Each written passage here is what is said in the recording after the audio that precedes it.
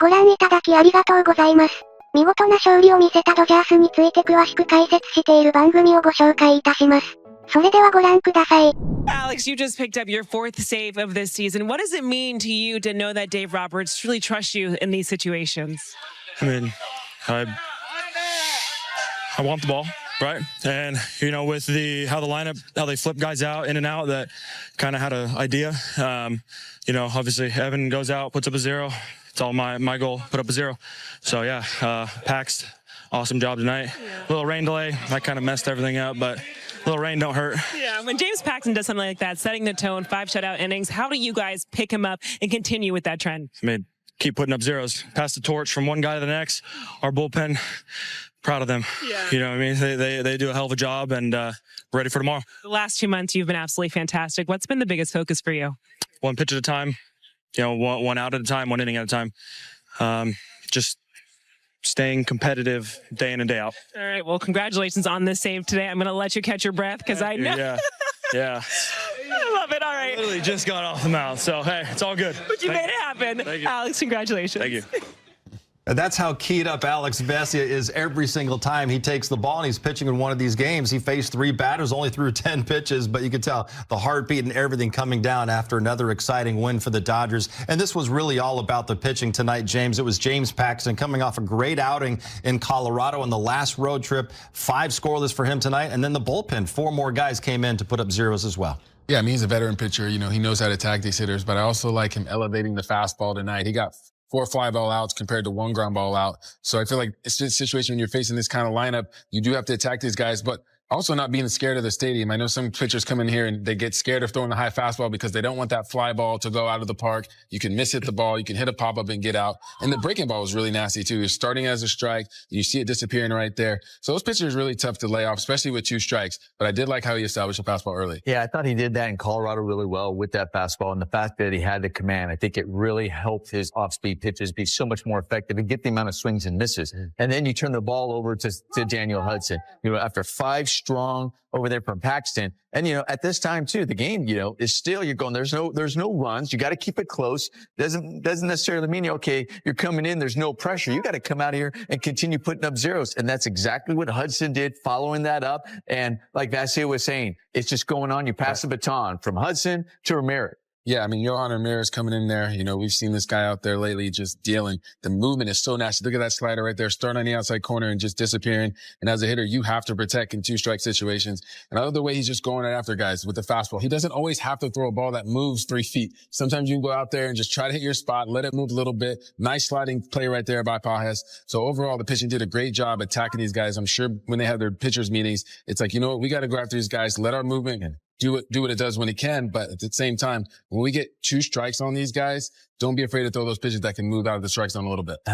He goes to Evan Phillips in the 8th inning of this game tonight. Yeah, one, I was just so impressed with Ramirez's confidence now. And then we know this guy has confidence. And what you're wondering, why 8th inning? Well, I think Dave Roberts is kind of looking, okay, let me look at the way this lineup is situated. In the 8th inning, I got the 2, 3, 4, 5 guys coming up in that situation. So I want to use possibly my closer here. This might be, we were talking about this offense as a whole. You look at the bottom part of the lineup, also with the face. So he's like, listen, I know Vesia can go out there and close it out. So why not bring in my closer right now? Go out there, attack these hitters and get those outs. And that's what he did. And that's what Phillips did.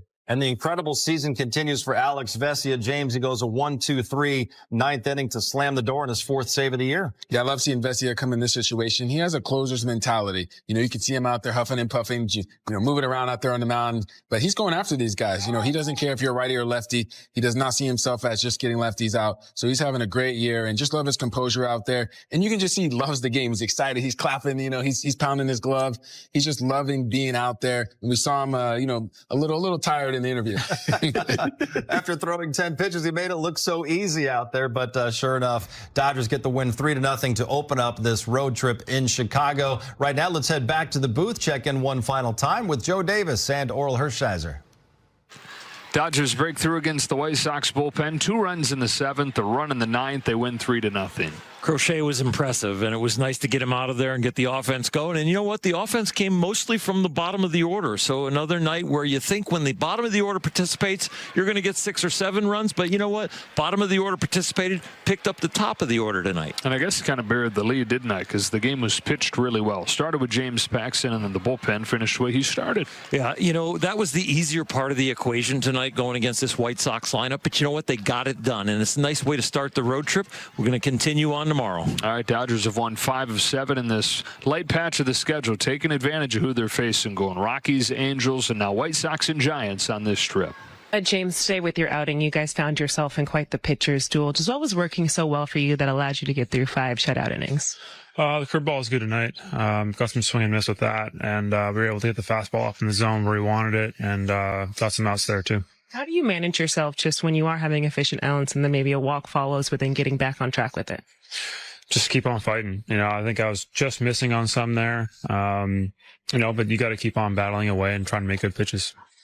The swing and miss was missing for most of the season. The last 2 starts, though, 15 last time, 18 today. What's the reason behind that, you think? Just executing the curveball better. Getting it down the zone, kind of bouncing when I want it to. I feel like before I was kind of leaving it in zone when I was trying to bounce it, and that doesn't get you swing and misses. And you seem like you've streamlined that pitch mix too. We didn't see much other than the fastball curveball tonight. Yeah, we threw a few changeups. I think 4. There you go. You nailed it. Yeah, I just wasn't landing it for strikes. So just kind of a show pitch. We're still kind of working on that, trying to find the release point on it to get it in the strike zone, make it efficient, or make it usable. But really, the curveball is working so well tonight. We didn't really need to go to another off-speed pitch. Getting that rally going tonight, just how important is he to this team now, especially with, Mookie out for a little bit here and his contributions tonight? He's been great. You know, he's obviously great on defense, and his bat, he's been hitting the ball really well, and just kind of sparking our team, getting us going.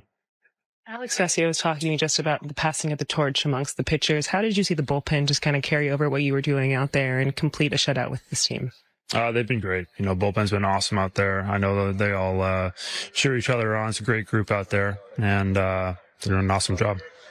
Only 3 hits allowed tonight by James Paxton Nomar, and also a season-high 18 swings and misses against the White Sox. How was he able to get it done? Well, he touched on it. He talked about his curveball was really good today, but I also think his fastball command set up that curveball and get the swings and misses. He was getting swings and misses on that pitch as well. We're going to go to the K zone and break down, and we're going to look how he was putting away. Wasn't all these 18 swings and misses, but it was a lot of Ks that he managed to receive. On the 2-2 count, there's a fastball just up in the zone, and it was up and in, was able to put it where he would like. There's that curveball he talked about with that 1-2, kind of got a great curveball there, but climbing the ladder, 2-2 with that fastball. He is changing the eye level to these hitters, and by changing the eye level and changing his location, he's allowed to get the swings and misses. Right now, the hitters are going, I don't know what to look for. I'm looking fastball, but then the breaking ball is breaking, and I also don't know where to look because he's hitting the fastball up in the zone. He's hitting it down in the zone. Here they're making contact. That was still kind of in. You get a fly ball. They still want that ball in. He gets it in great location to get the pop-up. That's what I was talking about, the fastball command. Even if he may not have got swings and misses, this is what he was inducing weak contact. Now guys are trying to figure out, how am I going to try to barrel that ball? How am I going to catch up to it? And then you end up trying to start a little earlier, and you find yourself out in front and swinging at those pitches in the dirt. Yeah, I was really impressed by the depth of his curveball tonight. You know, the way it was starting in the zone and diving out. And with his fastball, you know, he's a guy, like, he pitches like his personality. He's just up there kind of like luring you to sleep, stepping back easy. But then that fastball gets on you. You know, I think a lot of these guys, and we know he's throwing mid-90s, but it may look a little harder because he's just kind of luring you to sleep and getting those guys really late. And, you know, obviously facing the White Sox, these guys, you know, have not been putting the barrel on the ball. So do you have to attack the hitters like he did tonight? And you heard him say about his curveball just feeling really good. So anytime you feel good with that curveball, you can use that fastball to set it up. Yeah. What are you seeing from Crochet? Just how did he kind of limit the offense, and how important was it to get to the bullpen there tonight?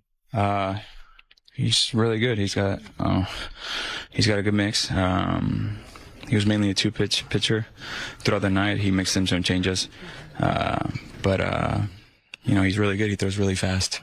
When the bullpen came in, did it feel like just kind of opportunity now opened up for you guys to really get things going offensively?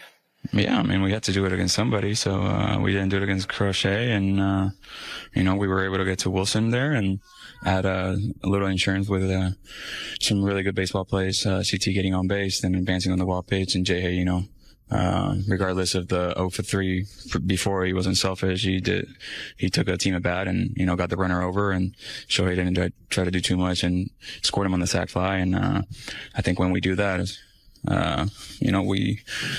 we tend to win ball games more than when we lose, especially, forgot Gavin too. Gavin did it, when Miggy got leadoff double. Gavin got him over to third and made my job a little easier. So, yeah. What do you make of Rojas and kind of his impact tonight, but also at large with the team this season, especially now with Mookie out? How big is he for you guys? Yeah, he's having a great year so far. Numbers don't lie. When he gets a hit, we win. So, he obviously, everybody knows what he brings with the defense, and, he puts up a quality professional at bat each and every time, and he's finding the grass, he's finding hits, and, he's been huge for us. Explain that stat. I mean, he's not a cleanup hitter for you guys. The what? They hit every time he gets a hit, you win. How would you sort of explain why that is? I don't know. I can't explain that. It's a pretty bizarre one. Yeah, but I cannot explain that. I don't know. I don't think anybody can really explain it, but the numbers are the Dodgers are 23-0 when Miguel Rojas gets a base hit. He had 2 hits tonight, James, and in that 7th inning, it was Miggy Rowe that started that rally with that leadoff double. Yeah, I mean, anytime you can get production from the middle to the bottom of your lineup, especially with Miggy, because it's a situation where he's going to be playing a lot, so he's going to see a lot of different types of pitchers now. He's going to be in there consistently, and he has that confidence to be that guy. I don't think he feels like just because he's older right now that, he's a backup guy. In his mind, he believes he's an everyday player, and he's going to give everything he has, and we know what he can do defensively. But if he can drive the ball like he's been doing, gap to gap, it's going to be really special. And then Kike, after Gavin Lux had grounded out to first base to move the runner over to third, Nomar, Kike comes through, RBI double. That ball, it was a little bit down, but at the same time, you're in that mindset, like there's a ball that I know I want to be able to handle so I can get it in the air, at the very least get the sacrifice fly. So he's able to get that, and it, gets rewarded with a double, but at the very least, he was going to get the run knocked in. And then Chris Taylor's ground ball is thrown away by Paul DeYoung, and the Dodgers get another run there. They go on to win it 3-0. It was Alex Vesia. いかがでしたか？大谷翔平選手は惜しくも無安打でしたが、明日からの活躍に期待したいですね。感想をぜひコメント欄でお聞かせください。このチャンネルは日本人メジャー選手に対する海外のインタビューなどの翻訳動画をご紹介いたします。ぜひ、チャンネル登録高評価よろしくお願いいたします。